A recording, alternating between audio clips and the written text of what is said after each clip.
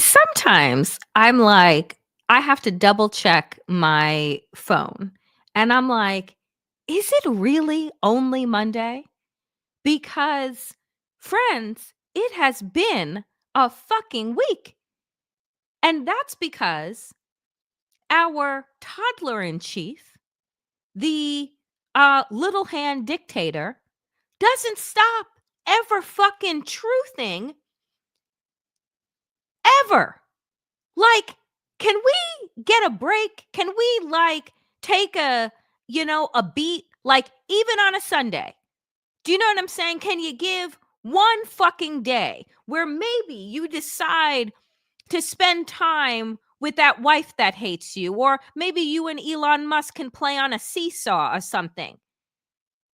But folks, it's Monday. It's time for the Danielle Moodie show. Let's just get into it. Welcome, damnation.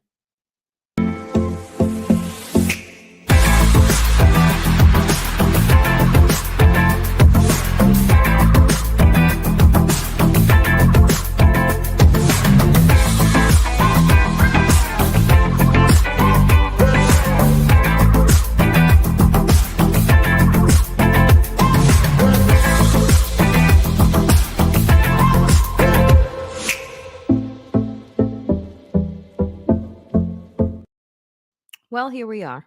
It is Monday. It is the beginning of a new month, and yet the same old shit show.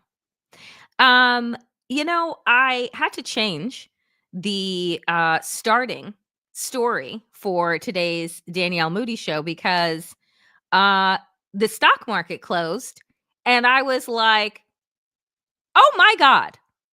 And that is where we begin today, dear friends. So evidently, the Wall Street folks thought that maybe Donald Trump was bluffing.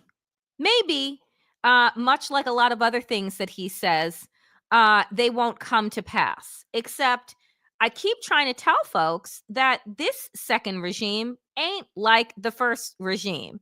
They may be a shit show, but the shit is now the strategy, right? And it is full steam ahead. So here we go. Stocks post biggest loss of the year on Trump's tariffs plan. The S&P 500 fell 1.8% on Monday after Trump doubled down on plans to impose 25% tariffs on Canada and Mexico. And guess what, friends? It starts tomorrow.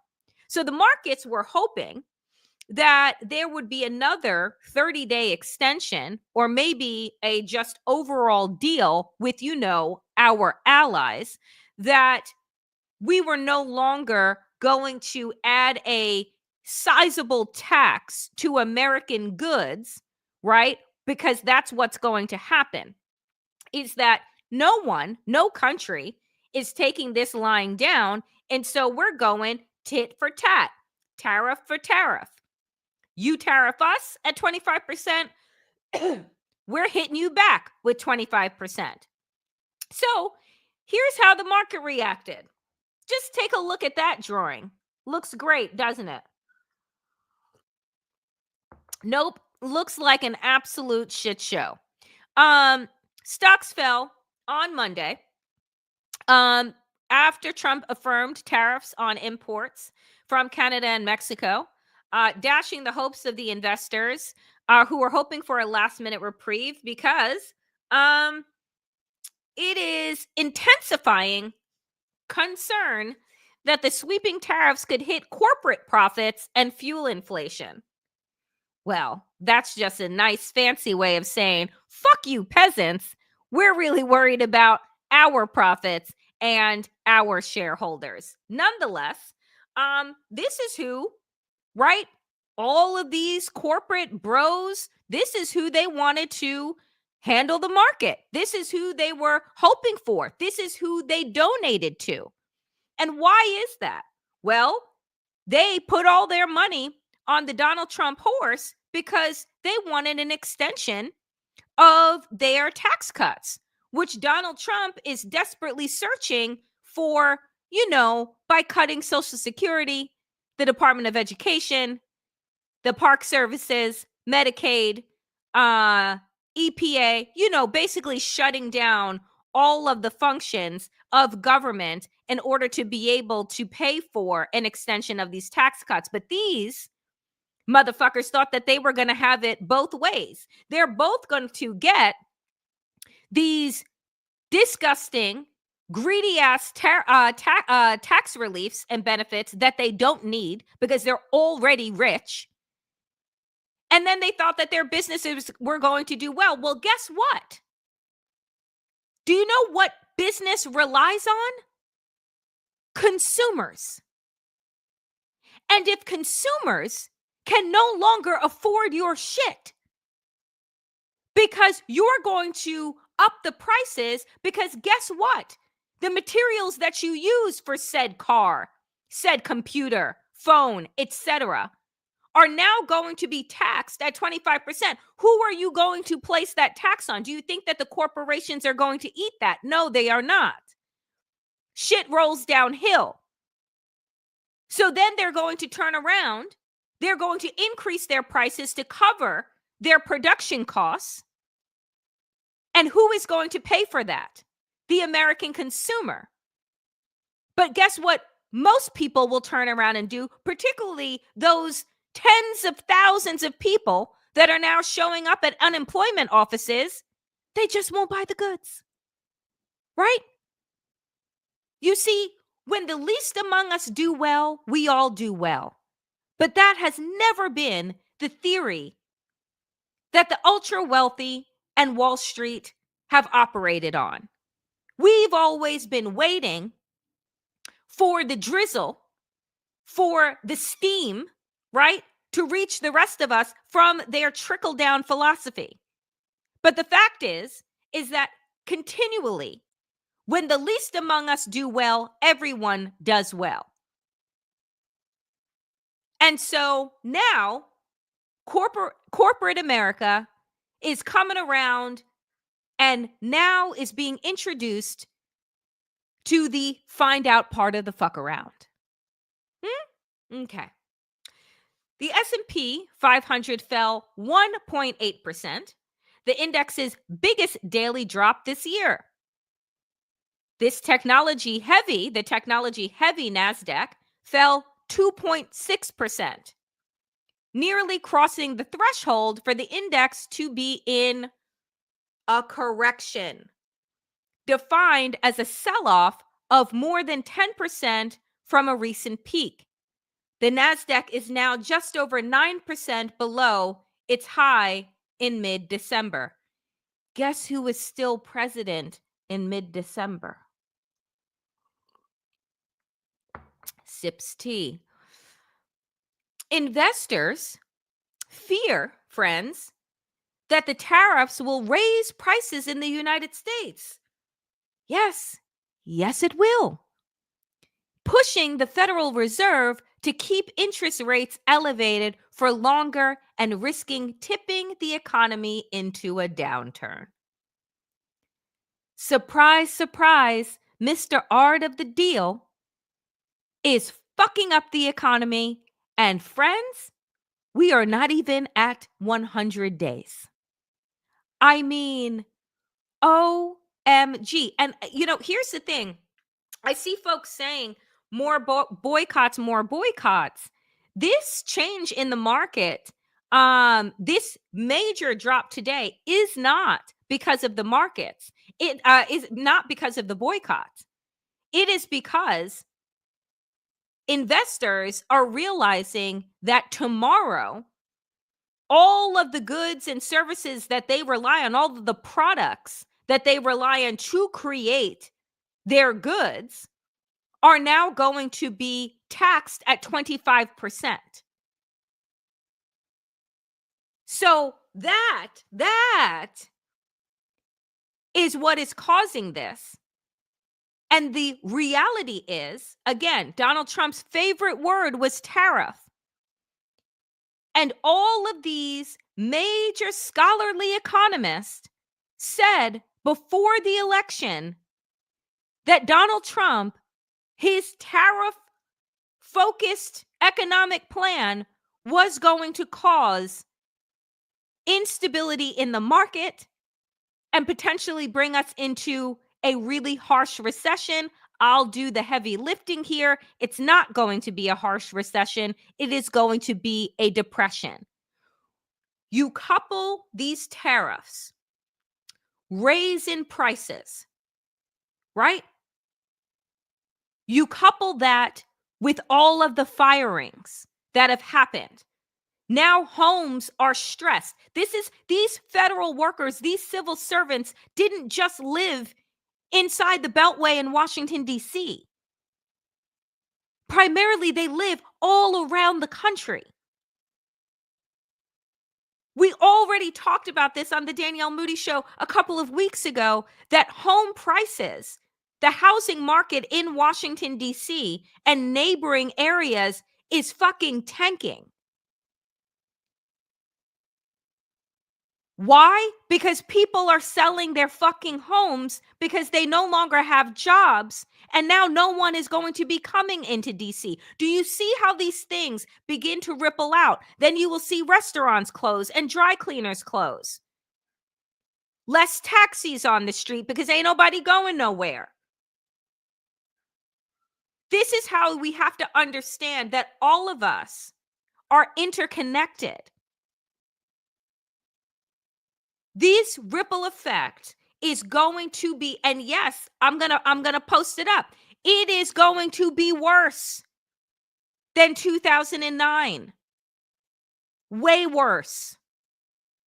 Because on top of all of this shit that is happening, we also have, I don't know, measles, bird flu, and whatever other fucking, pandemic that is going to come upon us that we're not going to be able to plan for, strategize around, because guess who doesn't have any more information coming out from the WHO? The CDC. Y'all, it's not great. So now, if you want to make matters worse, and this is why I say, is it only Monday? And I'm like yelling at my phone, change the calendar. Trump is now considering 25% tariffs on cars and other goods imported by the European Union nations. Set to launch on what? April 2nd. Trump had previously hinted at putting reciprocal levies on EU nations, which imported nearly $600 billion worth of goods to the U.S. last year. That news elicited a strong rebuke from European leaders who had been secretly planning retaliatory measures since last summer in anticipation of such an action.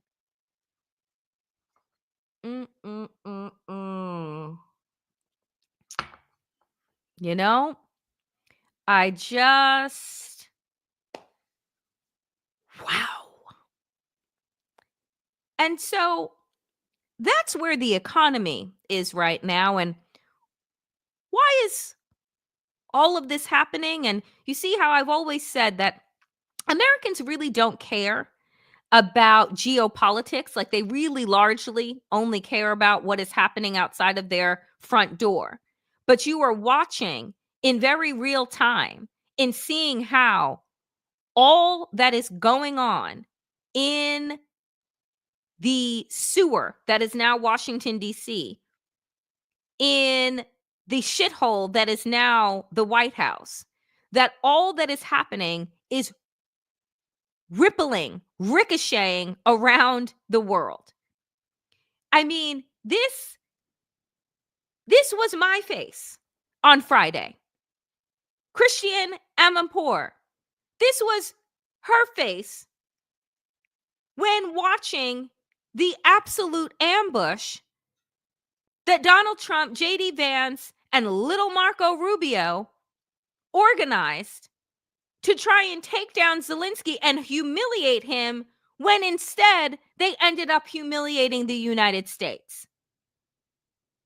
earlier today, Waj and I played the video on Democracy-ish. That episode is up now, entitled Make Russia Great Again. So make sure if you have not watched that yet that you all check that out today. But I mean, hands, face in hands, because, oh my God. And so what is happening? What is happening in response to the United States aligning itself with Russia? Donald Trump putting on his broke down social media platform that we no longer need to worry about Putin? Nah, because he's now inside the house. Of course, we don't need to worry about him. We should focus our attention, he said, on rape gangs and drug lords and smugglers or whatever else is floating around inside of that head of his. European leaders renew support for Ukraine after Zelensky's stormy meeting with Trump. Stormy is doing a lot of heavy lifting in that sentence. Take a look at this photo. This is a photo of the world's leaders of democracies, including even fucking Turkey. Look at this photo. It is a literal and figurative example of America being cut out, or rather cutting themselves out from the world's democracies. We're no longer in the picture. Literally. I mean, when you have European leaders going on television talking about we need to be strengthening our own militaries. Why? Because we can no longer rely, not only that the United States is no longer our ally, friends, but that the United States is actually a threat to their sovereignty. I cannot stress that in my entire goddamn life, in all of our lives. I would have never thought that America would be the bullies. Now, look, folks, I'm not naive. I know that America has done dirt, continues to do dirt around the world. But for our European allies to be like, okay, we see you now. If there was any hope that we believed that the United States would still be considered as part of the world's democracies, well, now, on Friday, Donald Trump and J.D. Vance absolutely, they didn't let the mask slip. They took the whole shit off and revealed to the world who they are. I mean, it's beyond. But, you know, thankfully, right? Like, here's the thing. This is the thing that you know, while Donald Trump was having a full-blown tantrum inside of the Oval Office, and by the way, J.D. Vance and his "you never say thank you," in his, like, I don't even know what to call J.D. Vance. I really don't. But in his fucking screeching rant, reveals the real reason they hate Zelensky. Well, there are two reasons Donald Trump really hates Zelensky, but let's get to the reason J.D. Vance hates him. It's because Zelensky decided to campaign with Vice President Kamala Harris. So in his screaming rant, in Vance's screaming rant, he said, and you went to Pennsylvania with the opposition. So she was the current vice president of the United States who was giving him billions of dollars so that Europe wouldn't fall to Russia. I am so confused. I am so confused as to why you think that it would then be appropriate to turn around and admonish this man who then said to you, have you been to Ukraine? No, JD Vance has not been. I've seen things. The only trip that JD Vance has taken to Ukraine is vis-a-vis Google Maps.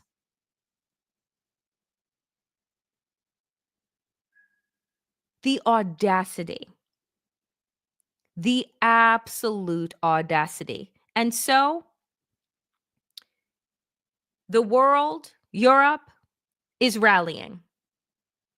Volodymyr Zelensky got a warm welcome in London on Saturday as leaders across Europe rallied to his defense on the heels of an extraordinary Oval Office clash in which Trump accused the Ukrainian leader of gambling with World War III.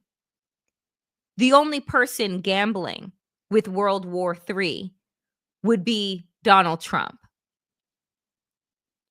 He does not give a fuck about what happens to Europe. He basically has already cut his deal. We'll invade Canada, we'll invade Mexico, right? Manifest destiny, America takes over the Americas, right? Says to Putin, bet you get Europe. Xi Jinping, bet you get Asia. And now the world is divided in three because they don't really give a fuck about African nations, right? They've still been new neo-colonialism in many of the nations in that make up Africa. So who is playing games right now? It's not Zelensky, who has said that he will withdraw. He will resign if that means that Ukraine can get into NATO. This man has been fighting for money to preserve sovereignty for his country for 3 years. And they were worried about his outfit. Meanwhile, Elon Musk's son is wiping his boogers on the Resolute desk and using the White House as some type of fucking Holiday Inn. Because evidently he was there last night with his family, or the one of the 14 children that he actually likes. Oh, by the way, how did Elon Musk arrive at the White House? Oh, on our tax dollars, because we flew him there. Y'all, make it make sense.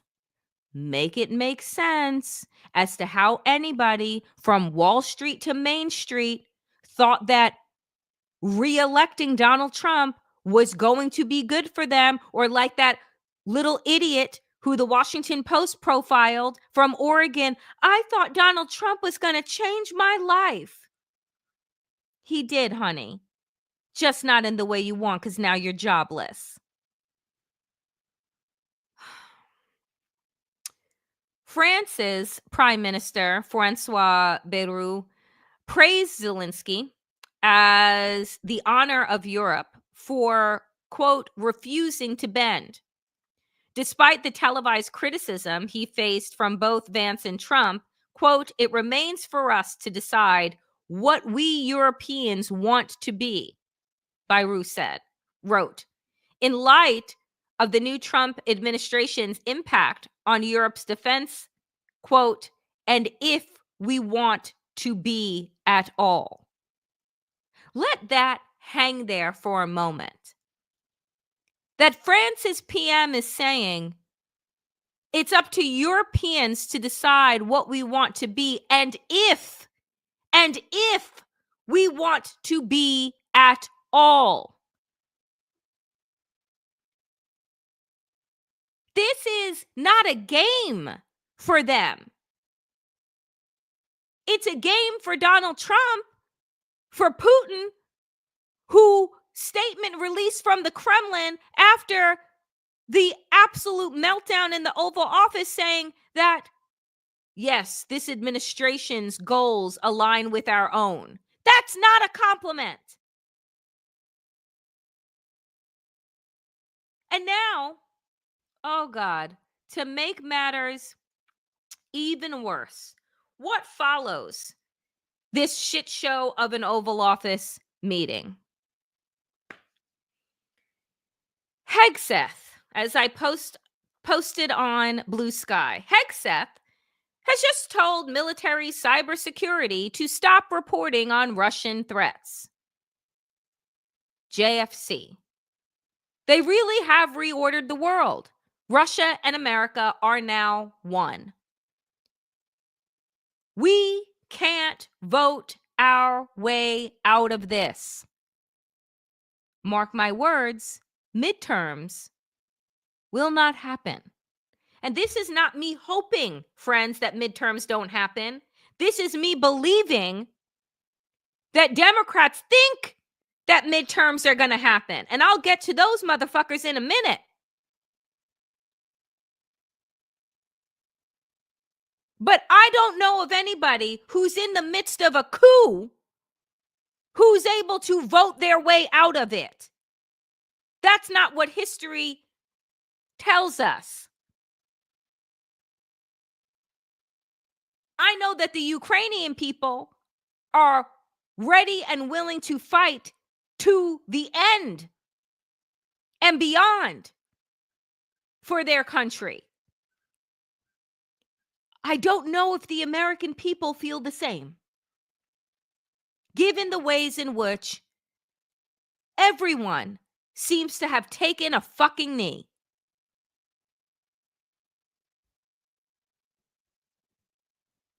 And then, to wrap up the European portion of this here show today,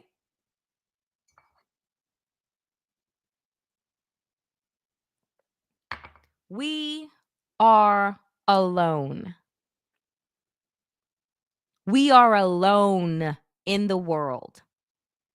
Elon Musk appears to back U.S. withdrawing from NATO and the UN. Says, fuck them. We don't need them. What do they do for us? This is a reordering of post-World War II America, of the world. You see, NATO was created so that another Hitler wouldn't happen. The United Nations is just that. United Nations, to come together, to figure out how to manage the world's problems, being as how we all live on this one giant rock, spinning in outer space right now. I'm just begging for a fucking asteroid. And we all know that what Elon Musk says goes. So this is only a matter of time. It's only a matter of time before that is the way. Thankfully, some people are taking action, even if the action is only symbolic. One of the biggest suppliers Norway's biggest suppliers of fuel, came out and said that it's no longer going to fuel the United States U.S. Navy vessels that are in Norway. Norway's government breaks silence after major supplier says it will no longer refuel U.S. Navy ships. We have seen the reports raising concerns about support for U.S. Navy vessels in Norway. This is not the line with the Norwegian government's policies, not in line with the Norwegian government's policies, Norway's defense minister said. So the fact is, Haltback Bunkers had posted on their Facebook page, which has now been deleted, but I don't understand why people post and delete shit like it doesn't live forever. Huge credit to the president of Ukraine restraining himself and for keeping calm, even though USA put on a backstabbing TV show. It made us sick. No fuel to Americans. The company said in a now deleted Facebook post. They also went on to say that Europe should unite and refuse to service the United States military. Well, if the United States military is now going to be pointing their weapons at you, yeah, I think maybe. You know, sanctions worked eventually in apartheid South Africa, where Elon Musk hails from and his Africana family. Money talks, bullshit walks. So if Europe truly wants to unite and show an organized front against a hostile United States, then maybe the Norwegian government doesn't actually want to walk back what one of their biggest suppliers said. Now, Halt Bunker CEO Gunnar Gran confirmed to the Norwegian newspaper VG that the company made a decision not to supply the U.S. military, but said the move would have been a symbolic impact as it doesn't have a fixed contract. But the fact of the matter is, folks, is that Europe is going to have to figure out how to manage and protect itself from the United States. And if they do not link arms and coalesce around tariffs, around what could be horribly economically impactful to the United States, what we do know, what we have learned, your silence will not save you.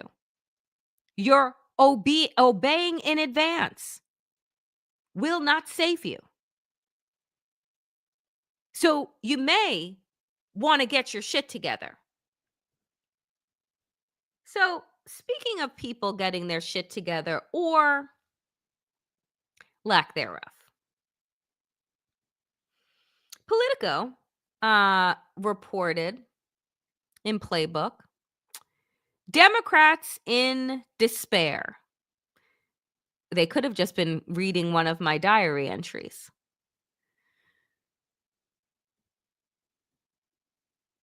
If Trump's first term energized the party's progressives, there are early signs his second term is doing the same for Democratic moderates. Because that's what we need to fight extremism: moderation. For starters, the party chose the battleground state moderate, Senator Elisa Slotkin of Michigan, to deliver its response to Trump. So we all know that tomorrow is the state of our depressing union. That will be at 9 o'clock. Just FYI. I will not be watching it. I will read whatever they put together as a transcript of that white nationalist speech that he is going to be giving when he reveals to the world that, guess what? He's doing away with Social Security and Medicaid, and that the American people are no longer going to be getting a free lunch, literally, because that's what he's unveiling tomorrow, to, I'm assuming, cheers, right, from the Republican Party. So I can't imagine, right after this display of fuckery in the Oval Office, what this moderate senator is going to offer to the American people. What, that all will be okay? Just give us more money to do absolutely fucking nothing? So let's outline some of what the Democrats, the moderate Democrats, have in store, shall we?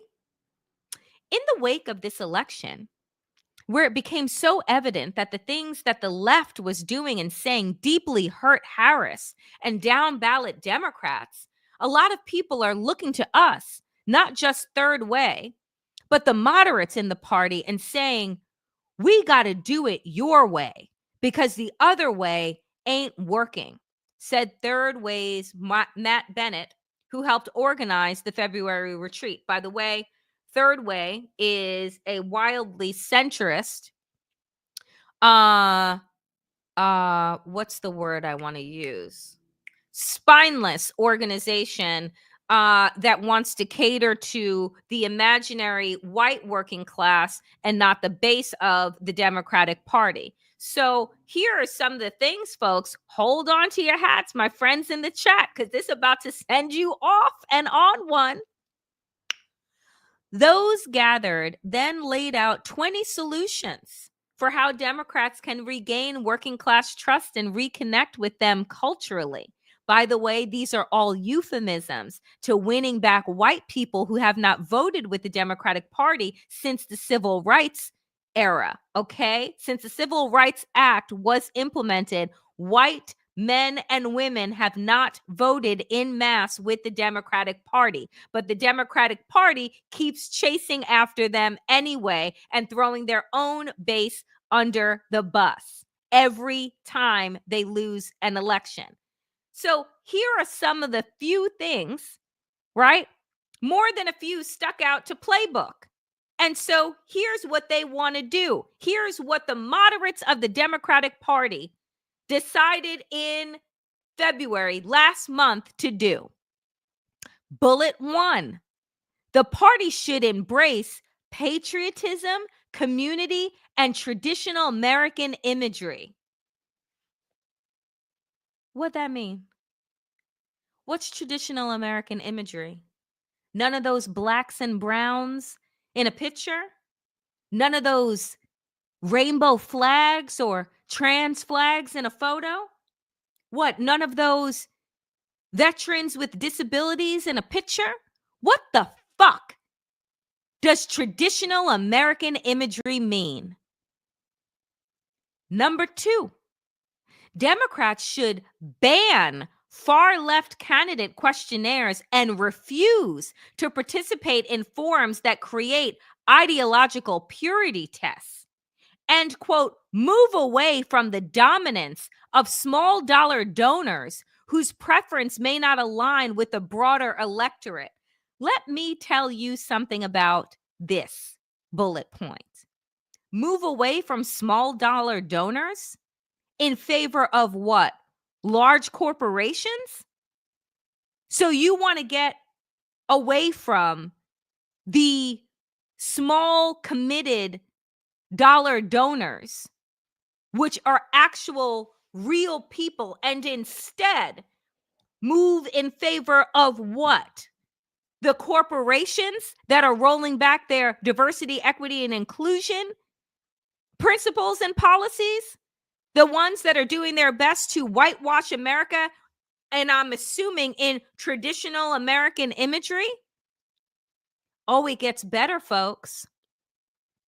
3, they should, quote, push back against far left staffers and groups that exert a disproportionate influence on policy and messaging.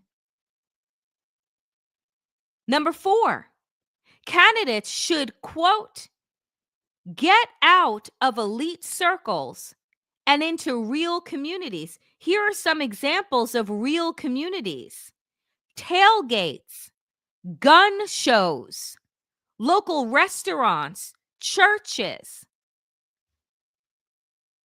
I, I'm sorry. I, is it me, or were we against guns? So now we're going to gun shows to go find the new mythical rural gun toting tailgate riding Democrat? And then finally, the party needs to, quote, own the failures of democratic governance in large cities and commit to improving local government.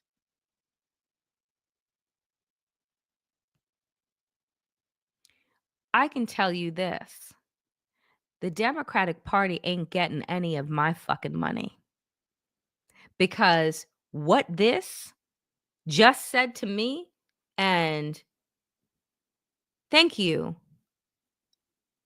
Jackie Paper Dragon, white, white, white, white. You had me at embrace patriotism, as if you all did not see all of the American flags waving at the DNC, as if somehow we need to move away from, the Kamala Harris types of the world and go back to good old, what? Blonde hair and blue eyes and the traditional American apple pie. This sounds like it came from inside of Project 2025. If they think that this is how you are going to solve the Trump epidemic that we are in, if you think that this is how we are going to save the democracy that is gone, gone, gone. I mean, is there another phrase that we can find for tone deaf? I have never I have never in my life seen some shit like this in response to a loss to fascists. That you would rather chase their base than reinvigorate and energize your own. So basically, what moderate Democrats have just said to those of us who believe in equity and justice for all people is that we are no longer welcome in their party. So from what I said this following the election. We need a new party because Democrats ain't fucking it. They are not built for this moment. They don't even know who their leadership is. They don't even know who the people are listening to right now. And this is their response. So I'm done. Until, if and when Democrats pull their full heads out of their asses, I am done. That document, that snippet, was an embarrassment. I cannot believe that they organized themselves to say traditional American imagery. So they can keep whatever milquetoast, mealy mouth rebuttal that they're going to give to Donald Trump's salute to white supremacy tomorrow night, because it ain't it. And if you did not realize up until this point that we are on our own, then this should seal the deal for you. So this is what I'll say. It's up to us. It is up to the American people. Ain't nobody organizing us but us. This revolution that is needed is not coming from the grass tops. It is going to come from the grassroots. It is going to come from the people. And so we have folks that are shutting down Tesla showrooms all over the country that are saying, we're done. We're not waiting for them to act on our behalf anymore.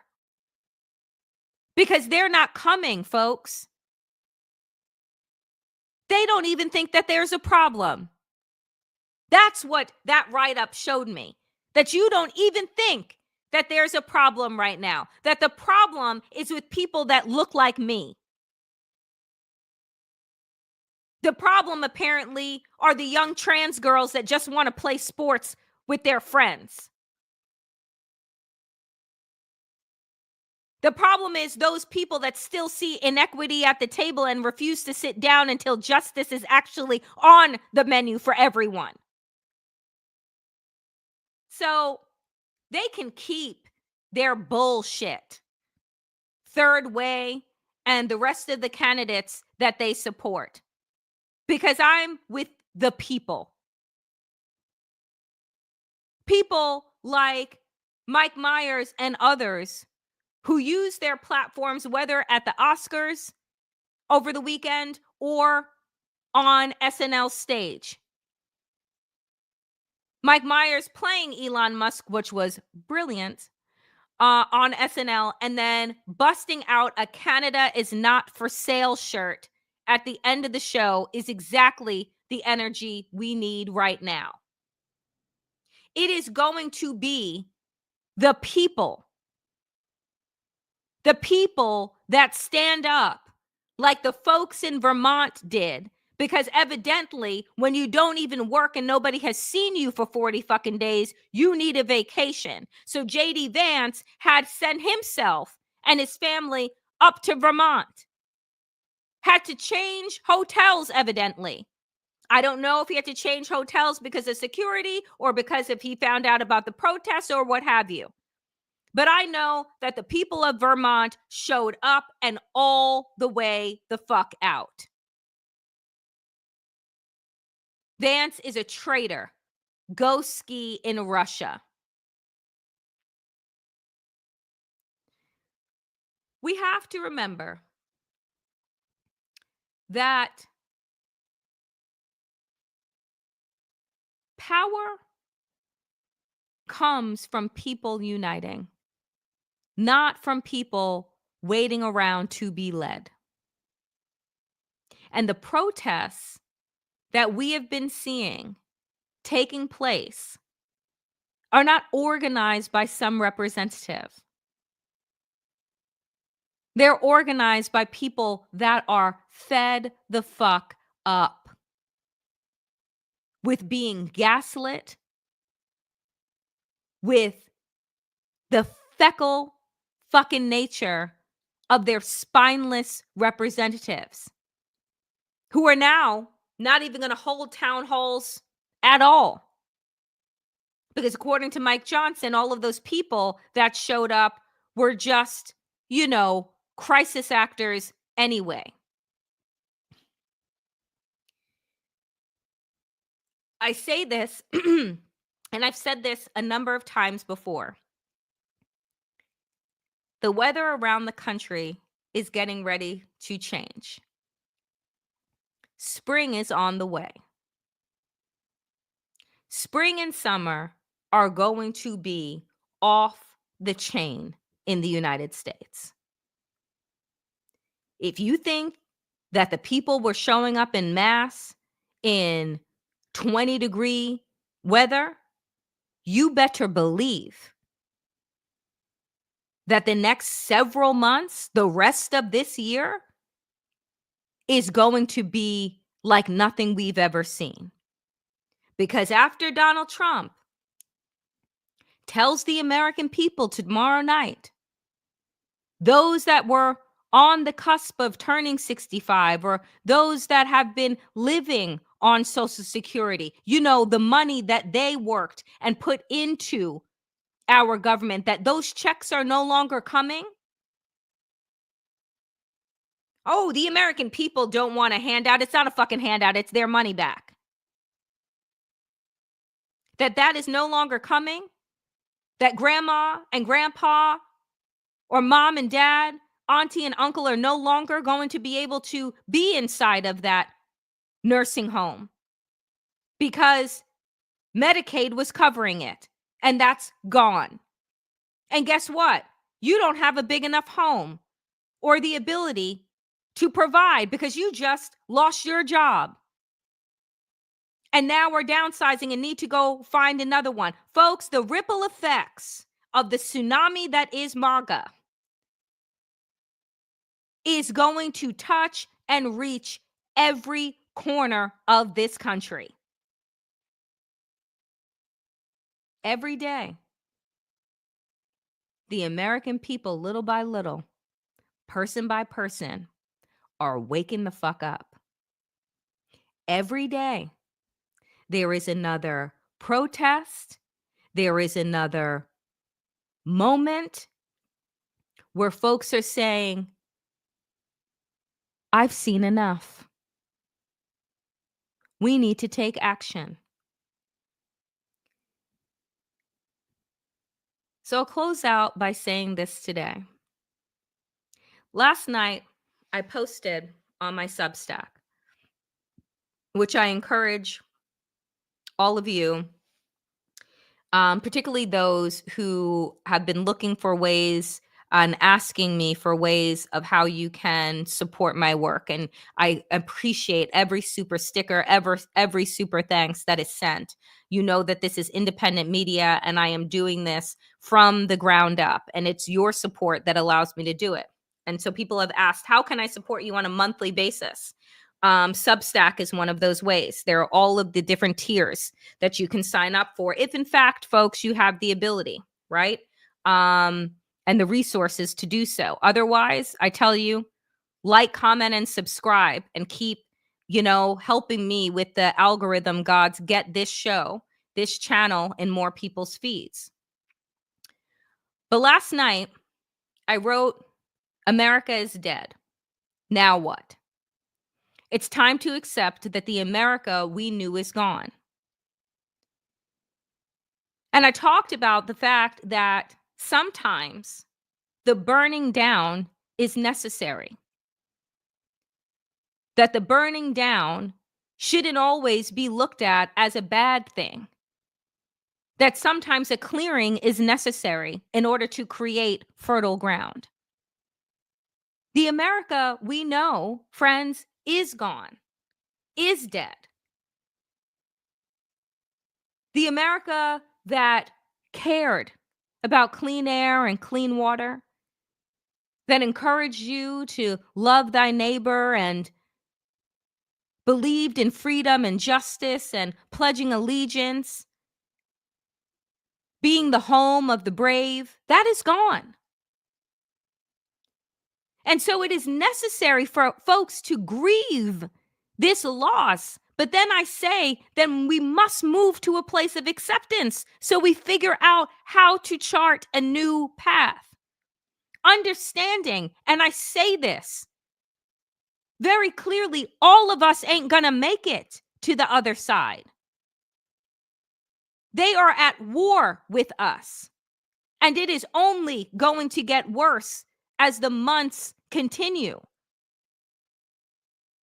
But the decisions that we make today, the work that we do today,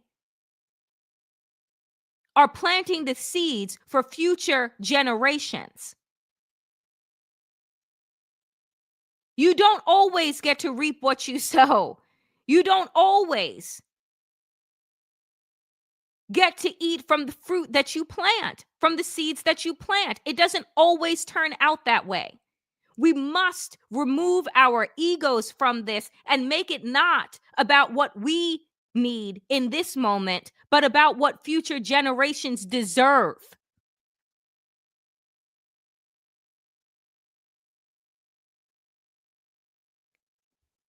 The America that we were born into is dead. Grieve it. Weep for it. And then let those tears soak into the ground to grow and create something new.